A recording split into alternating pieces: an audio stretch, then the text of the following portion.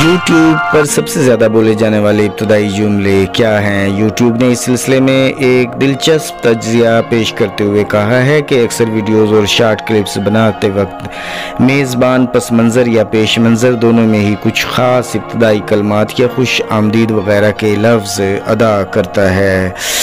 YouTube ने इस ज़िमन में सबसे ज़्यादा बोले जाने वाले अल्फाज का एक चार्ट बनाया है। हाय गाइस या सिर्फ गाइस। यूट्यूबर का कहना है कि इब्तदाई कलमात या खुश आमदीद के अल्फाज बहुत अहम होते हैं। Hello guys. यूट्यूबर ऐसे जुमले बहुत समझ कर बोलते हैं जो बाद में उनकी पहचान और ब्रांड बन जाते हैं। हाय गाइस, लेकिन हैरत अंगेज तौर पर एक इब्तदाई जुमला ऐसा है जो सबसे ज़्यादा बोला जाता है, वो हाय गाइस है।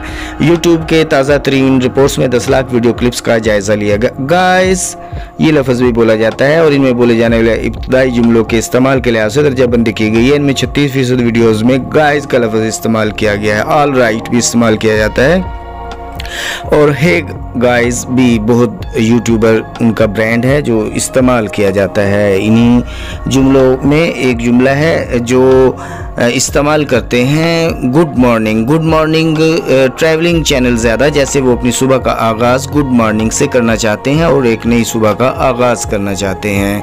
यूट्यूब का कहना है कि इसी तरह के मारूफ जुमले ब्रांड की पहचान बन जाते हैं और हाय गाइस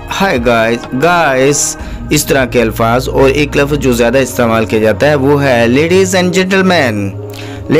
जेंटलमैन भी बहुत से मशहूर यूट्यूबर इस्तेमाल करते हैं और यही अल्फाज हैं, यही राज मुनकशिफ किया है यूट्यूब ने कि ज़्यादा मशहूर चैनल कौन कौन से अल्फाज इस्तेमाल करते हैं और उनका एक राज ये भी मुनकशिफ हुआ है।